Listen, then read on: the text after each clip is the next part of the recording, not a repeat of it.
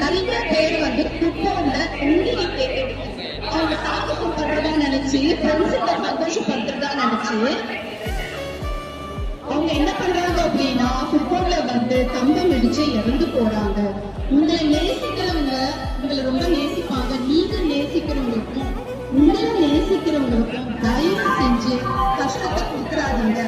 அதாவது நம்ம பிள்ளை காலையில போயிட்டு சண்டை ஒன்றுமா நினைப்பாங்க பேரண்ட்ஸ், அவங்களுக்கு கஷ்டத்தை மட்டும் கொடுத்துறாதீங்க. தயவு செஞ்சு உங்க சாகசத்தை வந்து வாழ்க்கையில காமிங்க.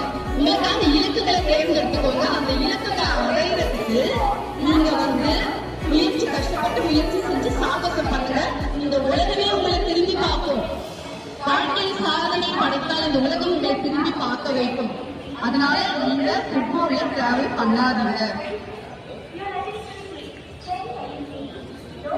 அதே மாதிரி பாத்தீங்கன்னா தீபாவளி வந்தாவே என்ன பண்றாங்கன்னா பட்டாசை வந்து ஒரு பேக்ல கீழே வச்சுட்டு மேல துணியை வச்சுட்டு டிராவல் பண்றாங்க.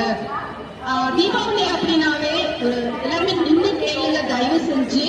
தீபாவளி அப்படின்னாவே நமக்கு ஞாபகம் வருது நரகாசுரன்.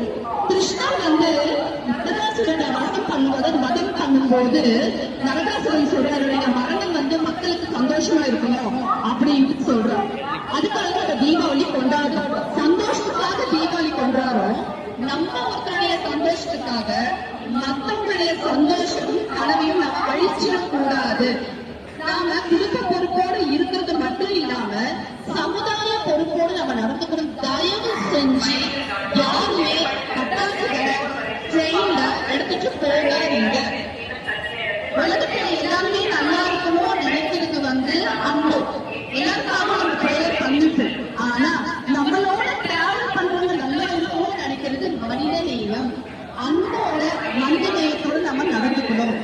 இது வந்து எல்லாருமே அதாவது police public collectors railway police சார்பாக பணிவான வேண்டுகோள்.